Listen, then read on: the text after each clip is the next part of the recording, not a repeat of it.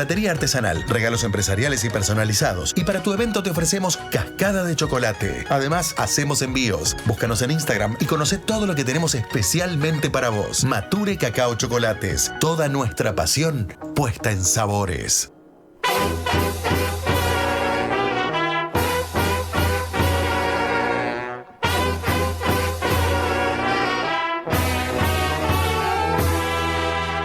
¡Viva el teatro!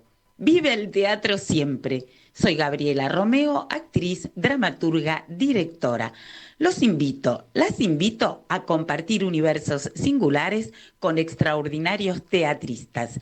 Este programa lo auspicia Argentores. A volar con la imaginación. Así empieza el viaje.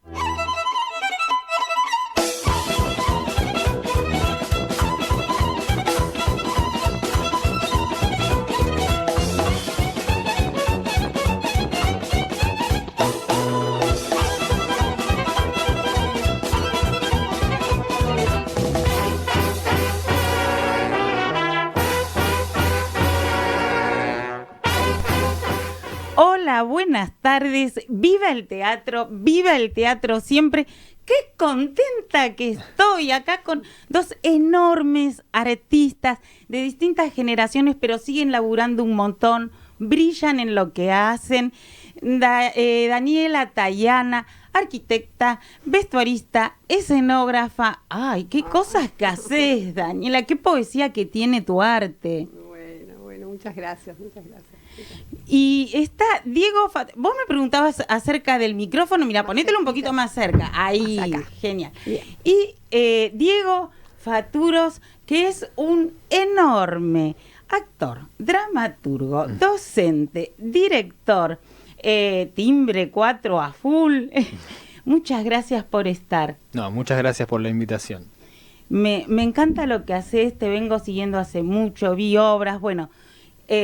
por nombrar alguito, la omisión de la familia Coleman, que ya te tiene en otros roles ahí en Timbre 4, nos vas a contar. Y algo que nos tiene enlazados nuestro maestro Ricardo Monti. Ajá, Ricardo, el querido Ricardo Monti, gran maestro. Gran maestro entre tantas cosas.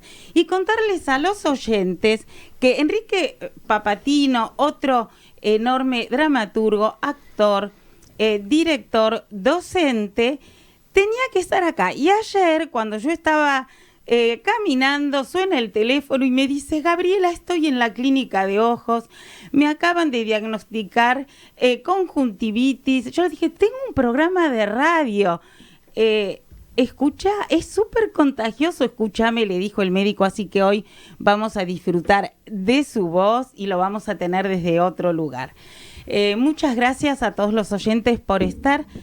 Dayana, ¿cómo fue, Daniela, esto que de arquitecta pasaste a vestuarista y escenógrafa y además te fuiste a Venecia a estudiar? Sí, no, contá. No, bueno, me recibí de arquitecta, amé la carrera, fue un placer hacerla, no tenía conflictos con el proceso de diseño que me llevó a la arquitectura, pero en los últimos años yo siempre pinté, hice escultura. Empecé a sentir que había algo que la arquitectura no me iba a dar, ¿no? Que había una zona de la poesía o de la metáfora o del universo más sensible que no iba a estar ahí. No. Los caños, las cosas que pasan por dentro, lo que te pervive de la arquitectura empezaba un poco a angustiarme. Eso es lo que me fue pasando. Pero no sabía cómo, qué espacio, qué soporte era el que tampoco la pintura, tampoco era la pintura ni la escultura, y en un momento mi mamá era escenógrafa, yo soy de Rosario, y dije, y el espacio escénico y el escenario que podía un poco convivir, el espacio arquitectónico que yo manejaba con la poesía y la libertad. Yo creo que esencialmente necesitaba mucha libertad de pensar que las cosas pueden ser de una manera y de golpe tengo columnas que imagino en un espacio escénico y de golpe podían desaparecer o podían modificarse, y esa necesidad de transformación y de poética era lo que encontré en el teatro como posibilidad de expresarme. Y bueno, como soy de Rosario, era o venirme a yo, mira lo que era, o me vengo acá, que tampoco era fácil, porque no es que había muchas escuelas. Esto hace, Claro. estoy hablando de 30 años atrás, no, más, Más. que hace 32 que estoy acá. Me fui, claro, a los 26, después de recibirme de arquitecta, me fui, dije, bueno, o es acá o es afuera. Y dije, wow, vamos para allá. Y en Venecia había una escuela hermosa de escenografía, yo hablaba Qué italiano. emoción ir a Venecia. Podía a estudiar. trabajar de arquitecta allá también, que tenía también amigos, y dije, bueno, y allá fue la irrealidad que yo era. Acá yo quiero vivir, porque si el mundo que estaba buscando se sintetizó y se conformó en ¿Y Venecia. viviste en Venecia? Sí, estudié allá y amé, porque era una irrealidad, o sea, Venecia no existe, o sea, no es posible que eso sea así. Y era donde yo estaba buscando, ¿no? Un ámbito que me contuviera de esa sensibilidad, ¿no? Más parecido a lo teatral, esa situación increíble que tiene Venecia. Qué hermoso. Así que bueno, así fue. Y lo La que búsqueda. no fue, es Bueno. ese camino enorme en el Largo. Teatro Cervantes, en el Colón, en el Teatro San Martín. Y Egursa, en tu Y vida, a ver, Egursa, contá ¿cómo un apareció poco, ¿qué pasó con ese señor? No, lo que pasa es que, claro, cuando yo volví y venía por unos meses y dije, bueno, voy a Buenos Aires, pensemos que estamos hablando de no sé qué año era, no sé, 33 años atrás, que ya no sé ni qué, 1900 y algo. Sí. Sí, no sé. Que Era no así había, una vez. no había internet, o sea, a eso me refiero, no había modo de comunicarse ni de ver nada. Y la cuestión que yo dije, bueno, voy de paso a Buenos Aires, busco alguna situación de información, no teníamos cómo acceder a ella y bueno, fui al Teatro Colón para preguntar si había una posibilidad de algo, de qué sé yo, para que yo tuviera un vínculo, aunque sea para conocer, y después yo me volvía a Italia. Y bueno, esas cosas de la vida me dieron el contacto y bueno, y ahí está. Y ahí estuvimos hasta hace poquitos años que Tito partió, pero Bueno, pero nos conocimos ahí porque me dieron el teléfono, había que hablar por teléfono, toda esa cuestión, y estaban haciendo Sacco y Vanzetti con Jaime Kogan en el Metropolitan. Y bueno, entonces nos reunimos para conversar. Yo tenía mucha vergüenza, porque decía, viste, que nada, pesada, estar molestando a alguien. Y él me dijo que justo su asistente estaba embarazada y había dejado por este tiempito, y si yo quería podía. Mira, dijiste, Bueno, y ahí me quedé y nunca más me fui. vas a seguir con la historia. Pero ya 32 que ella años. dijo embarazada, ¿sabés qué imagen se me vino? Ahora vamos a empezar con cuando vos tenías tipo 17 años o antes todavía. Pero como ella dijo embarazada, se me vino con este caminón que hace en la omisión de la familia Coleman.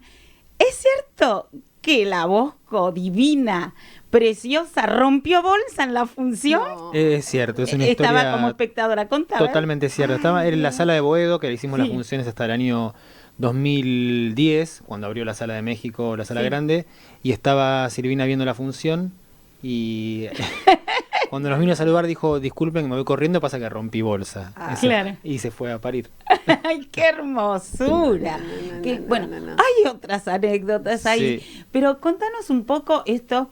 Sos de descendencia griega, descendés de los griegos, Sí. pero además tenés familia abogados y otros que son arquitectos, escultores. A ver, contá un poquito de eso, tu casa. Mi casa, mira, yo tuve mucho apoyo siempre para hacer teatro. Mi madre es abogada, quería ser bailarina y no pudo hacerlo. Entonces, yo desde muy chico ya manifesté como las ganas de hacer teatro. A los 13 años empecé en Andamio 90 a estudiar, que casualmente vivíamos en la misma cuadra que viven todavía mis padres, en Paraná 608, y Andamio es 660, Claro. en Paraná. Entonces, bueno, lo más a mano que teníamos era Andamio. Y a los 13 empecé ahí a estudiar, y a los 14 ya estábamos haciendo la primera obra, Traje de Desastres, que estrenó en Andamio y después se hizo en el Pairó, como hablábamos antes fuera de aire. Sí, ahí quiero decir una cosa. Bueno, por un lado que vos has dirigido, escribís también para público infantil, Ujú. y vos tenías la pieza tuya, que una pared daba a una sala de andamio. ¿Cómo fue? Contalo Claro, vos. porque Andamio tenía como unas salas auxiliares, Sí. una que se llamaba el Baleto, que quedaba todavía más cerca de mi casa, claro, pegado, que era, Sí, me acuerdo. de hecho, Chau Mister X, de las primeras Sí. obras que dirigió Claudio, de Mauricio, De Mauricio. de Cartoon, Y yo me acuerdo que la vi muchas veces porque eso fue en el año 98, yo tenía 15 años y desde mi cuarto había toda una parte que era amplificada de la obra, que eran los padres cuando llamaban a Rubencito, ¿no? De Mr. X y demás, y yo escuchaba todo eso, yo me dormía escuchando los ensayos ¡Qué divina! de Claudio. Sí. ¡Qué maravilla! Y ahí conociste a Claudio y empezó todo tu camino. Claro, a Claudio lo conocí a los 14, porque yo, adolescentes 1, digamos, todos mis años de adolescente los dio Claudio por una situación que se dio en Andamio, y 1, 2 y 3 lo tuve en 98, 99 y 2000, y después me fui a Andamio y terminé como de mi formación en timbre, que todavía no se llamaba Timbre 4, Claro. ¿no? En el año 2000, por ahí, y me acuerdo que yo ya tenía 17 años y yo le dije a Claudio, me gustaría asistir a tus clases, y él estuvo de acuerdo, y ahí empezó este camino que ya lleva, bueno, este año sí, son 20 años que doy clases de actuación en Timbre 4. Bueno, eso es maravilloso. Quiero que cuentes porque es un grupo de gente con cabeza poética, con cabeza y corazón gestivo. Quiero que nos cuentes cómo fue ese caminito, el vecino hincha guindas del PH1. Sí. Esa historia también que tiene que ver, bueno, primero empieza con eso, después vamos de a poco. Me pasa que Timbre 4 originalmente era Claudio vivía en el departamento 3, que ahora Claro. son aulas, y Timbre 4, la sala, el departamento 4. En el departamento 2 vivía una familia, y en el departamento, que también son aulas ahora, y en el departamento 1 vivía Sabino, Sí, un vecino señor. que no nos tenía mucho aprecio. Yo me Hacíamos- acuerdo de ir como espectador y decían Claro. despacio, el pasillo, Sí. silencio. Sí, era lógico también, porque imagínate que entrando gente, saliendo, Claro. cuando también Boedo no era, no sé, no era quizá también lo que es ahora, ¿no? Quizá de los teatros que hay y demás, y hacíamos una obra Jamón del Diablo Cabaret. Mira, Jamón del Diablo Cabaret, y él pensaba que era un cabaret en serio, entonces, y ahí servíamos bebidas a la gente que venía en las funciones, y él se asomaba, nos fotografiaba. Algunas veces que alguno entró como a hablar con él a su casa, él tenía pegado un corcho con fotos nuestras, como que nada, era como como una ocupación para él estar muy pendiente, supongo, de nosotros, hasta que un día Claudio, que estaba reemplazando al personaje del travesti en la obra, en Jamón del Diablo, todo vestido así de divinamente, con la peluca, maquillado, los tacos y demás, cayeron como 15 policías de civil a investigar el famoso cabaret. Y se encontraron con nosotros, que estábamos haciendo una función de teatro. Pero bueno, ese día nos clausuraron.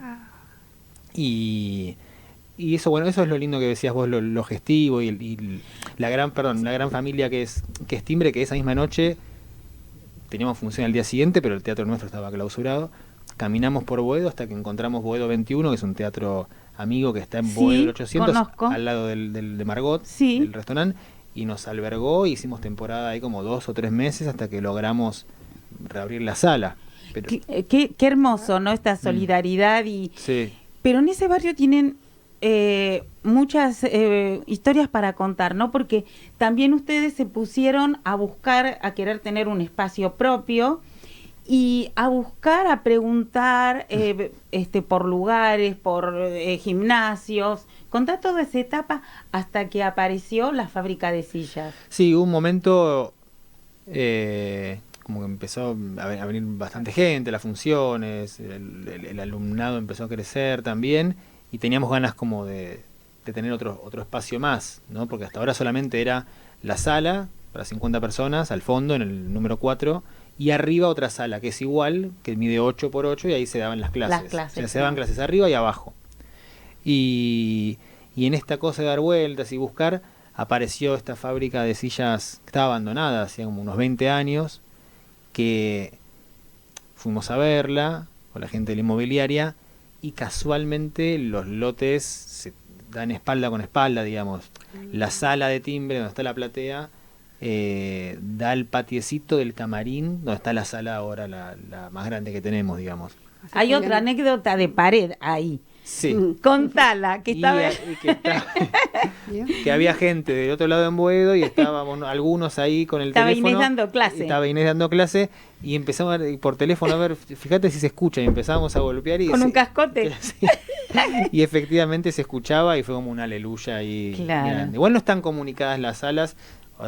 Y ahora en diciembre, que es una época de locos de muchas funciones de alumnos, vamos y venimos desde Boedo C40 hasta México 3554, ya debe haber un camino ahí como una estela dibujada en el asfalto. Vamos a pedirle a Gonza que pase esa invitación que nos hacen, que tiene que ver con el ciclo Hembra.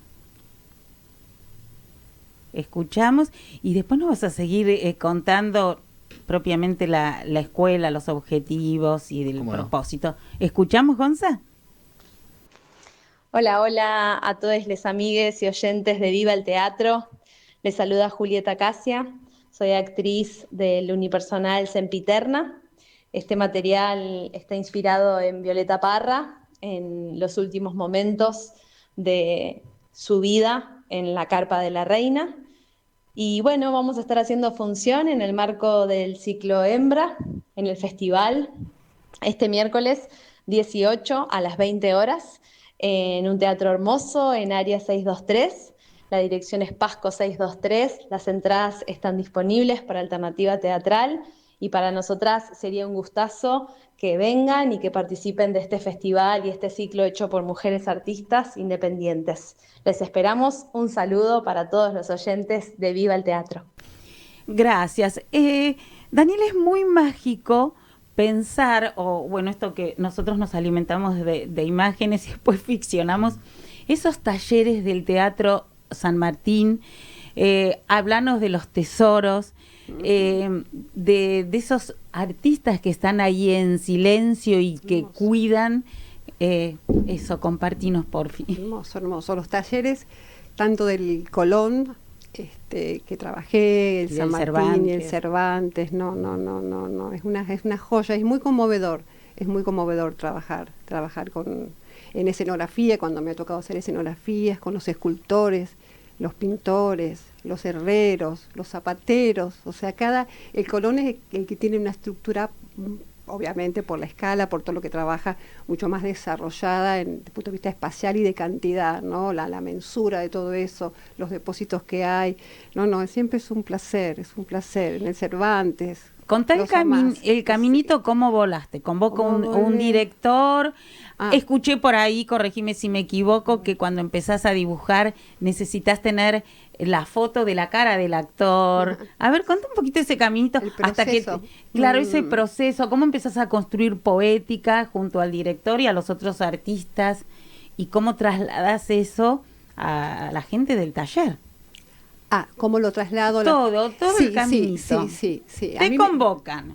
Me convocan. Leo el material, que para mí es un momento muy importante. A mí me gusta no encontrarme con el director sin haberla, o sea, prefiero leerla yo, solita, y después juntarnos y que él me dé un punto de vista, pero necesito esa primera impresión que me impregne a mí de algo, de una emoción, y despojándola de cualquier tipo de pensamiento, de idea, de puesta o de propuesta, ¿no? ¿Qué me pasa a mí primero con eso? Entonces siempre escribo palabras, cosas, como una primera espectadora, y empiezo a imaginar situaciones que pueden llegar a pasar, pero para mí es valioso esa mirada, como no contaminada de una mirada por ahora, en este momento, del equipo, ¿no? Después obviamente lo consensuamos y todo, pero eso lo dejo como para mí, es algo que para mí es muy íntimo y muy propio, como que no me quiero ver con nadie antes de verla. Y después cada equipo es distinto, o sea, hay distintas formas de trabajar, he tenido muchos directores, obviamente, en tantos años, formas diferentes. Lo importante para mí es formar un equipo siempre. Con Daniel Marcov hemos trabajado mucho, esa alianza, ¿no?, entre todos, como empieza también el director a tirar las líneas generales, y cada uno de los intérpretes, están los intérpretes físicos, que son los actores, cantantes en la ópera, y estamos nosotros como intérpretes de la poética que empieza a construirse a partir de lo que el director imagina, ¿no? Somos como sus intérpretes, vuelvo a repetir la palabra, y sus traductores, ¿no? Y ahí vamos empezando a construir.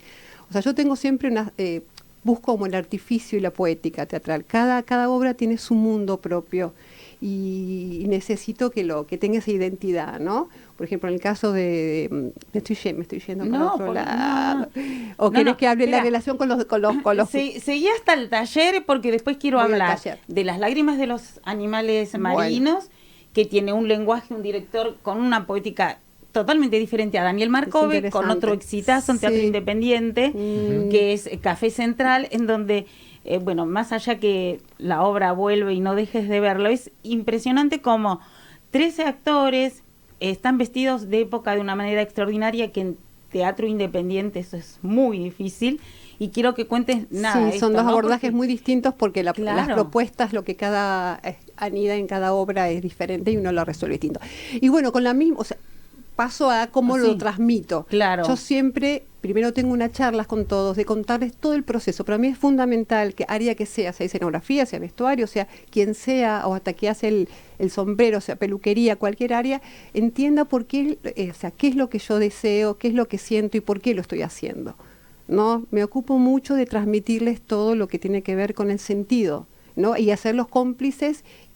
¿Los escuchás a ellos cuando les transmitís? Absolutamente. Yo escucho y estoy, porque eso, necesito que entiendan el porqué. Y yo soy muy presente, estoy muy en los talleres y acompaño y amo el proceso mientras estoy en el taller. Me resulta el momento donde se da la forma. Está lleno de angustias, de incertidumbres, porque el boceto, el diseño, está siempre dentro del campo del pensamiento y de la imagen y la representación. Después, y además que sabemos que desde el equívoco, del error, salen las cosas más poderosas y más potentes, el permitirse. El salto a la realidad, a las 3 dimensiones, el cuerpo del actor cuando lo habita, o sea, hay un montón de zonas que uno tiene que confrontar, que afrontar. Y bueno, el vínculo también, aparte de todo lo que tiene que ver con el equipo técnico que realiza, o artístico que nos sostiene como talleres, está el vínculo con el actor, actriz. Sí, y aparte esto que estás diciendo, para mí es muy que importante el vínculo con ellos. Claro, yo trabajo mucho con ellos, mucho. Así como nosotros escribimos después la obra es en el cuerpo del actor, bueno, la ropa en el cuerpo del actor, ya vamos a seguir después con ese tema. Contá un poquito entonces cómo está cómo empezó la Escuela de Timbre 4, cómo está hoy, porque tiene objetivos, un lenguaje, una apertura increíble, se multiplicó, bueno. Bueno, la escuela empezó sus orígenes con Claudio dando clases en los sótanos del Colegio Mariano Moreno cuando estaba en la secundaria. Esos son los orígenes de Timbre 4, junto a Tamara Kipper, Lautaro Perotti, también miembros fundadores del teatro. Después Claudio siguió dando clases en todas las casas donde vivió, hasta que llegó a Boedo 640, plena crisis del 2001. Él ahí se mudó ahí, haciendo como una apuesta inconsciente total. Y es que si no tenemos inconsciencia no podemos crear. Y yo me sumé, digamos, a la escuela cuando era 15 alumnos, digamos, asistiendo sus talleres, y ya en el año 2004 junto a Lautaro Perotti nos lanzamos a dar nuestros propios talleres dentro de la escuela. Y ahora sí, hay clases para niños, para niñas, para adolescentes, para adultos también.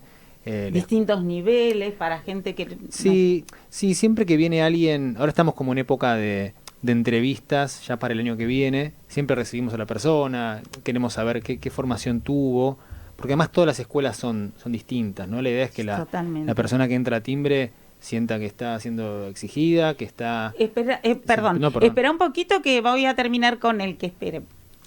Siempre es importante que la persona que estudia en Timbre esté exigida, que sienta que la está pasando bien y que es un desafío, ¿no? Por eso necesitamos conocerlo charlando, conocerla, y después vemos ahí en el aula qué es lo que necesita. No tratamos de buscar para cada uno el taller específico. Si bien, porque no encontramos un nombre mejor, siempre primer año, segundo año, tercero, cuarto año, taller montaje. La estructura, digamos que es de 4 años con un posgrado, por decirlo de una forma, donde se monta una obra, donde se convoca un director de afuera o parte del grupo docente de Timbre, y ahí que es de lo más lindo, ¿no? Si bien todos los años son lindos en Timbre, a mí es conmovedor como alguien que en Timbre tiene un público muy heterogéneo de alumnos y de alumnas, conviven chicos y chicas de 20 años hay uno que está ahora que es trasplantista de corazón, tuvimos, ahora trasplanta hígados, como Ay, bueno, no, es es hermosísimo eso. tremendo, de contadores, abogados, arquitectos, gente que siempre quiso hacerlo y bueno, se le fue pasando la vida y recién ahora a la edad que tiene se lanza a hacer teatro y eso convive con gente joven que cree que su vocación es férreamente hacer teatro y estudia eso como primera carrera. Y después descubre que a lo mejor el teatro lo tiene en otra área que disfruta más todavía y no lo sabía. Es importante también eso, sí, en Timbre también siempre promovemos mucho la autonomía, ¿no?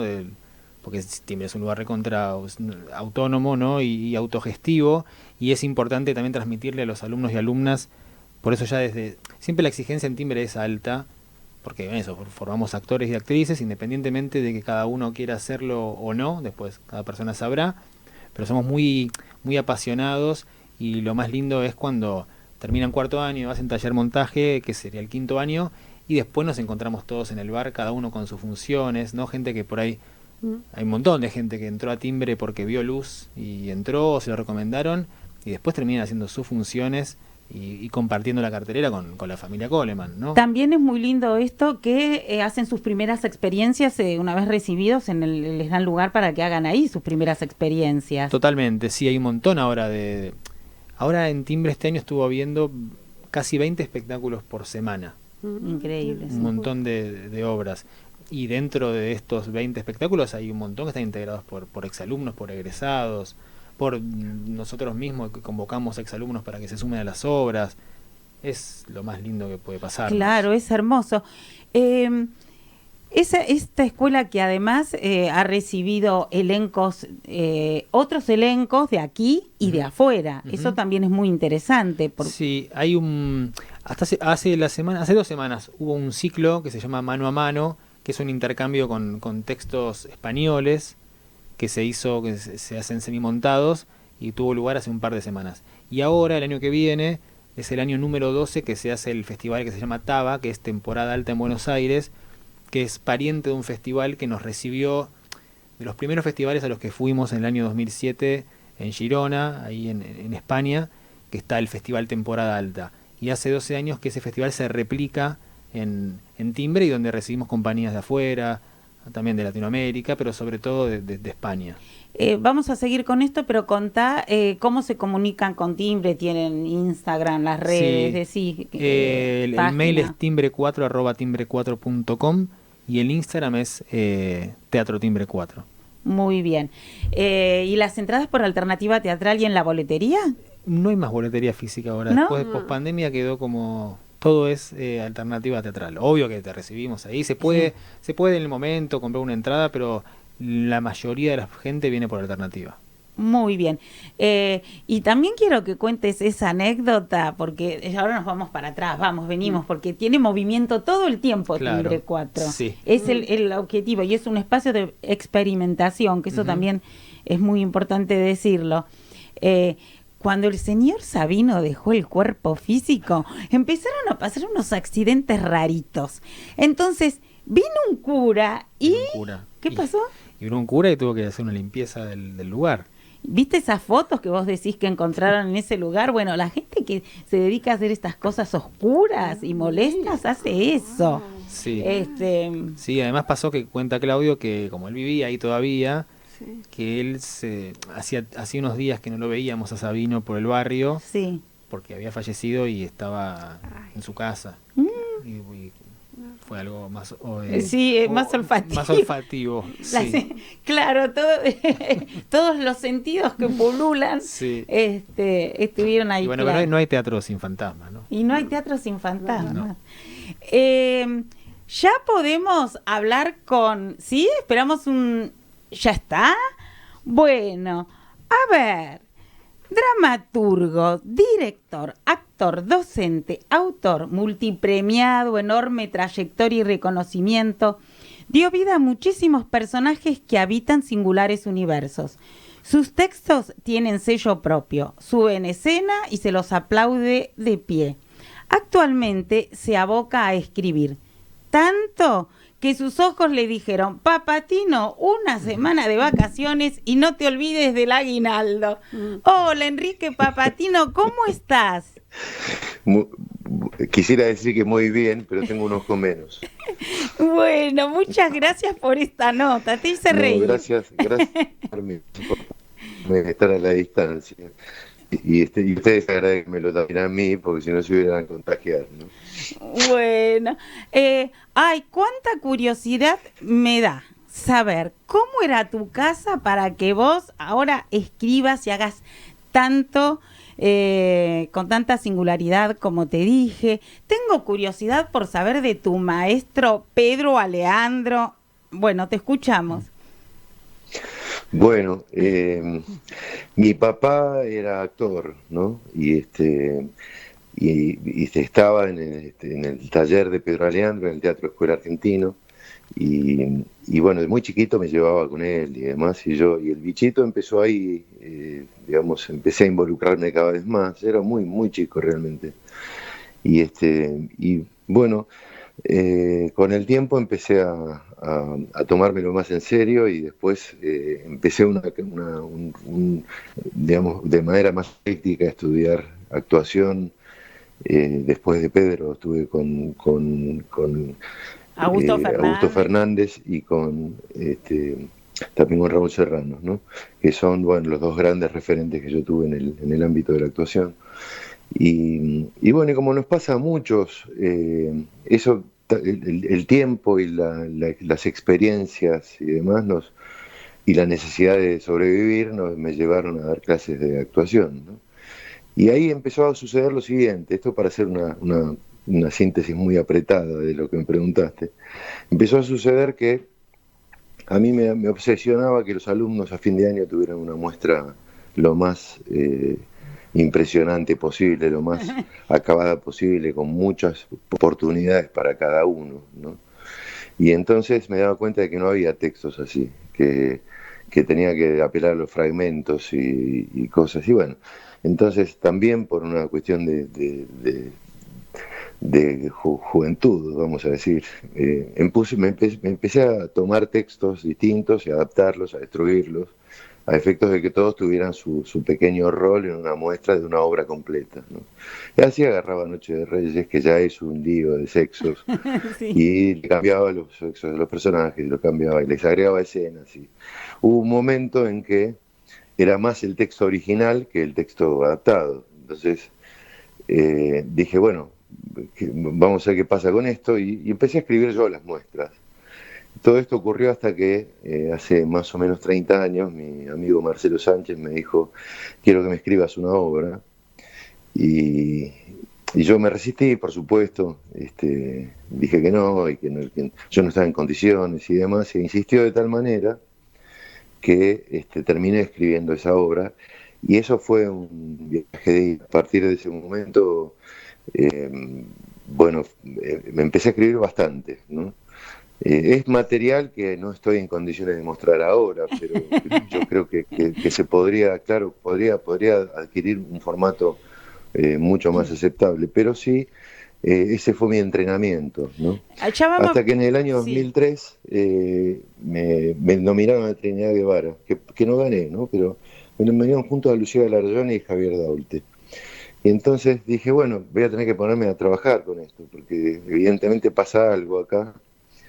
Y entonces ahí lo conocí a Mauricio, que ya lo conocía. Fui a verlo a Mauricio me aceptó en su taller, y él mismo me dijo: mira, que vos tenés, o las inquietudes que vos tenés, dan mucho para Ricardo Monti, ¿no? Entonces andaba a verlo a Ricardo, y fíjate. Y bueno, y ahí hay una zona en la que tengo mucho contacto con vos, y es sí. Empecé en el mundo Monti, que bueno, prácticamente me cambió mi mirada sobre todas las cosas, no solo sobre la escritura o sobre el teatro, ¿no? Ahora vamos a hablar mucho de él. Acá hay otro discípulo de Ricardo Monti, Diego Faturos, y también te presento a Daniela Tayana, que está acá escuchándote. Bueno, pueden saludar si un beso quieren. para ambos. Buenas tardes. Antes de empezar a hablar de mi amado maestro Ricardo Monti y de tantos, también hiciste teatro comunitario, era hace una vez, ¿sí? Correcto, correcto. Formó parte de la misma época, es decir, en ese momento Ademar Bianchi y Ricardo Talento, que nos dejó hace poco, estaban tratando de multiplicar el fenómeno de Catalina Sur.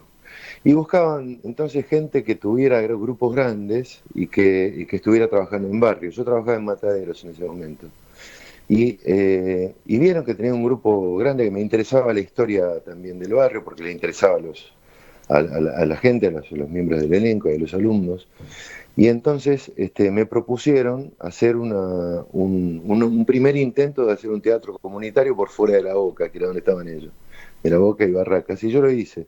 Y se fundó así el grupo Res o No Res, que obviamente es la inversión de ser o no ser, que es un grupo que hablaba sobre muchos episodios fundantes de la historia de Mataderos, y estuve en ese grupo durante casi 5 años. O sea, lo fundé con otras 5 personas y lo dirigí durante 5 años. Y también fue muy interesante. Yo me impuse a no escribir nada ahí, porque ahí era muy importante dentro de la estrategia de trabajo comunitario que la actividad se tuviera departamentos, se repartiera entre todos. Entonces había grupos de 10 personas que se encargaban de la escenografía, otros 10 del vestuario y otros 10 de la dramaturgia. Y bueno, ahí había que lidiar con eso también, como tratar de encontrarle un centro a algo que tenía muchas cabezas, que era una suerte de creación colectiva. Y a pesar de que tenía una orientación, había que tratar de encontrar el oscuro fuego central a partir de la dirección. Qué Que fue una experiencia alucinante, pero como me dijo un psicólogo una vez, hacer trabajo comunitario de esa envergadura durante más de 2 años puede ser insalubre. Sí, bueno, entonces... claro, porque sí. es demasiado tenés demasiados hijos de golpe, ¿no? Claro. Y hay que atenderlos a todos, ¿no? Sí, de y ahora, dejarlo a uno sin comer, ¿no? Y ahora que nombraste psicólogo y demás, vamos a retomar con Ricardo Monti y con el pensamiento de la imaginación, las imágenes como motor, bueno, la libertad y esto que hizo siempre, ¿no? De cuidar y potenciar nuestra autenticidad. Te escuchamos. Bueno, necesitamos escribir varios libros todavía sobre Ricardo. Ya se escribieron 2 o 3. Bernarda Pagés escribió un libro brillante, que en realidad es una larga conversación con él. Sí, diálogos con Ricardo Monti. Bueno, y yo creo que los libros sobre Ricardo van tarde o temprano a florecer, porque pese a la importancia de Ricardo, que es uno de los dramaturgos más importantes del mundo, ¿no? Pese a su importancia dentro de la dramaturgia local y latinoamericana y mundial, es una persona que escribió pocas obras, cada una con mucho tiempo de elaboración, y que no necesariamente siempre estuvo al alcance de todo el mundo. Porque además tuvo una época muy fructífera en donde tenía una dupla creativa brillante con Jaime Kogan. Y a partir de la desaparición de Kogan también fue más difícil encontrar quien pudiera ir hasta el fondo de los textos de Ricardo, ¿no? Y bueno, y se produce lo que él nos dijo miles de veces y nosotros descubrimos, y es que el autor sabe cosas que la obra sabe cosas que su propio autor desconoce. Sí. Y entonces él empezó a encontrarse con sorpresas cuando dejó de trabajar en esa especie de colaboración creativa con Jaime. Y entre esas sorpresas, entre esas perplejidades, estuvo que de pronto la obra cobrara una forma que él no podía imaginar de ninguna manera al principio, ¿no? Y es a partir de esa premisa él transmitió muchísimo a los alumnos. Pero esencialmente el trabajo más importante de Ricardo es el trabajo el reconocimiento y la puesta en acto de la libertad creadora, Sí. que es fundamental, porque uno cree que tiene que escribir algo o que debe escribir algo, y con el tiempo todos logramos entender que nosotros no hacemos ni lo que debemos ni lo que queremos, sino lo que podemos. Y entonces, ¿qué obra es la que yo puedo escribir? Y acá hay un aspecto de Ricardo que diferencia a todos los otros maestros en general, y es que él no analizaba alumnos, estrategias de trabajo de alumnos, sino que analizaba obras. Sí. Analizaba qué era lo que una obra estaba pidiendo y qué era lo que ese autor podía darle a esa obra. Sí, Entonces, eso hacía que no importa qué género ni características tuviera la obra, así fueran completamente ajenos a su propio mundo, él trataba de comprender el mundo de esa obra y entonces nos transformaba a nosotros en feroces críticos del propio material, ¿no? Sí, y además, Enrique, esto que siempre cuenta, ¿no?, en este libro que acabas de mencionar también, que él podía no acordarse del rostro de un alumno, pero cuando se conectaba con él y le decía, a ver, contame, ¿qué fue que le empezaba a decir algo con respecto al material y automáticamente se acordaba del material, de las dificultades, de todo? Pero Sí. como acá tengo dos talentosos artistas que quiero seguir dialogando, quiero que cerremos, Enrique, ya te voy a tener acá Sí. después en el estudio, con Sí, esto cuando del me digas. concurso de Sí. dramaturgia, en donde fuiste Sí. jurado, Sí. el del concurso Ricardo Monti, que ya tiene 2 ganadores y los podemos Sí. nombrar, que acá lo tengo escrito porque si no me voy a olvidar. El último gol de Sáenz Peña, de Paula Marrón, y Sí. Territorio de Conquista, Solanito es casi un soldadito, de Malena Vince. Bueno, Correcto. ¿cómo fue esto? Contanos así chiquito para cerrar y qué encontraste en estos lenguajes de estos nuevos dramaturgos. Fue muy lindo trabajo porque estuve muy bien acompañado. Vos sabés que ser jurado siempre es una tarea que tiene un margen ingrato, porque vos no sabés con qué podés encontrarte, pero con toda seguridad no hay necesariamente una obra que es mejor que otras. Generalmente hay algunas obras que están en un nivel alto y que no podés, y que cuesta definir porque son obras diferentes, con mundos diferentes, con estilos distintos. Entonces son muy difíciles de comparar y inevitablemente de premiar es comparar, ¿no? Entonces siempre hay una especie de injusticia en premiar una obra, porque si hubo una que tal vez no mereciera y se queda afuera. Bueno. La suerte que tuve en este caso, que tanto estuve con María Marul y con Rubén Schumacher en la terna de jurados, y la verdad que nuestras charlas fueron una fiesta, porque manejamos los materiales de una forma en que claro, llegamos a profundidades insólitas. Entonces, normalmente puede pasar, y pasó, ¿no? Haya un juego que opine cosas diferentes de la mía, lo cual hoy trae una que haya de acuerdo. Bueno, Enrique, muchísimas gracias por lo que nos estás comentando. Está bien. Yo voy a seguir con una... No, sigo con una beso a los fiesta acá. Gracias. Sale medio cortado ahora. Pronto estaré presente con una mesa. Bueno, muchísimas gracias. Viva el teatro siempre y sigo aquí, que es una fiesta también. Nos vemos pronto y que te mejores. Muchas gracias y saludos. Gracias. Bueno, ya que hablamos de dramaturgia, contá esto, que yo lo traje cuando estábamos fuera del aire.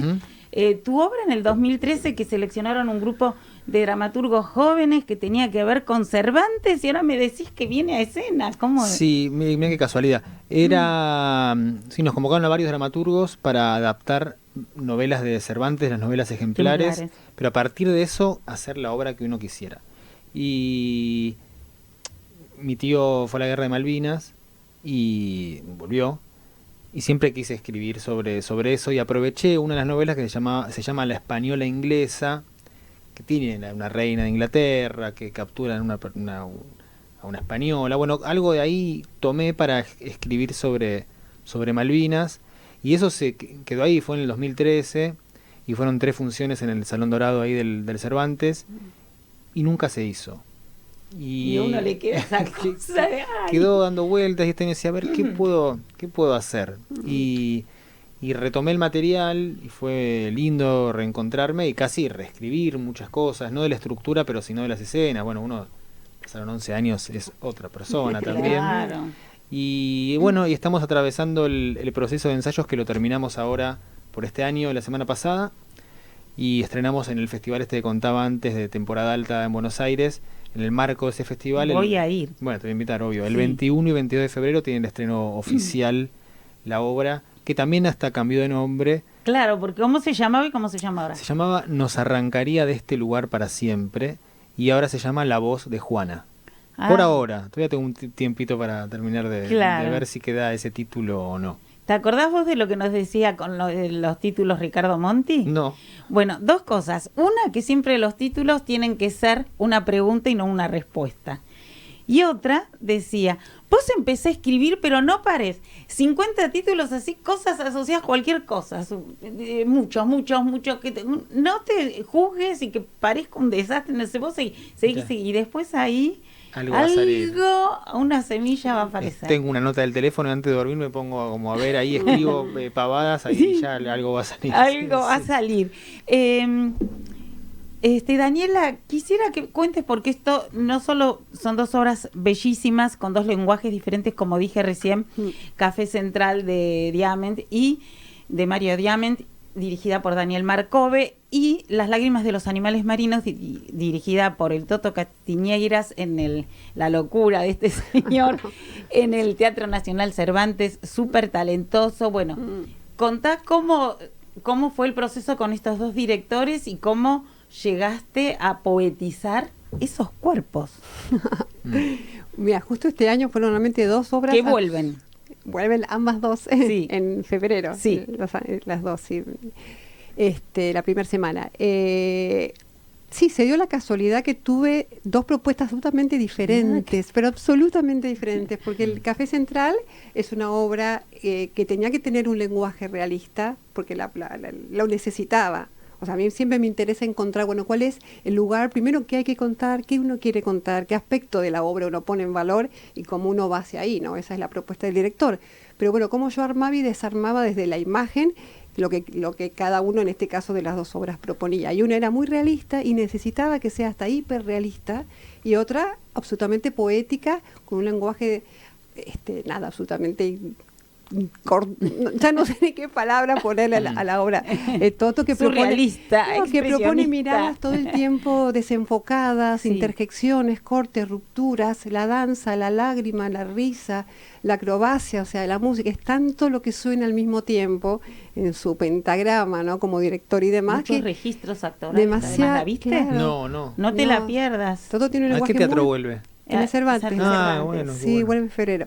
Y él tiene una propuesta realmente, porque hace la dramaturgia, entonces es un mundo absolutamente diferente a lo que la obra de Diamant proponía, que era una estructura de punto de vista más tradicional, pero dentro de la época, que era 1913, había 1933, digamos que vuelve en febrero, en el Tinglado, sí. Las entradas por alternativa teatral, y va a ir como estuvo siempre, los sábados 20 horas y los domingos 18 horas.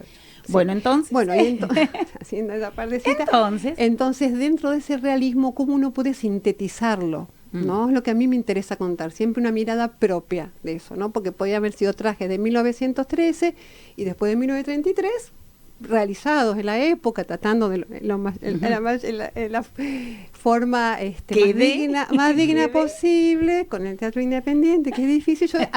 Daniel me dijo, mira, tengo esto.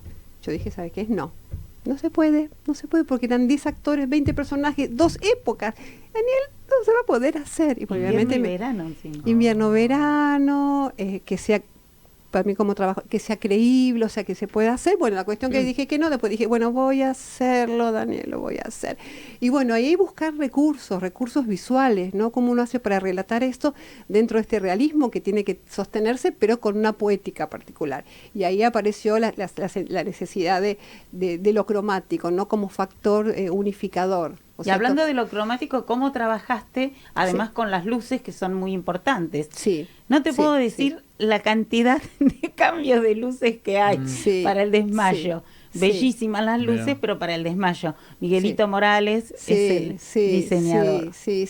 Yo con las luces en general, más que nada lo hacía con Tito, que cuando trabajábamos tantos años juntos, él la mayoría de las veces hacía luz e iluminación, entonces yo ya tenía más clara la paleta, el número de gelatina que él usaba, del filtro, y me iba cuando iba a buscar las telas y demás, independientemente que ya tenía la propuesta visual para chequear cómo se modificaba el color de la tela con la linternita. Con la luz, es Me otro iba color. al 11 con la gelatina, linternita y miraba, chequeaba, bueno, esto que yo estoy viendo que se ve así, no se va a ver así, se ve distinto. O sea que yo yo soy muy específica con los colores, soy muy detallista, entonces la modificación que me altere algo la necesito conocer y saber.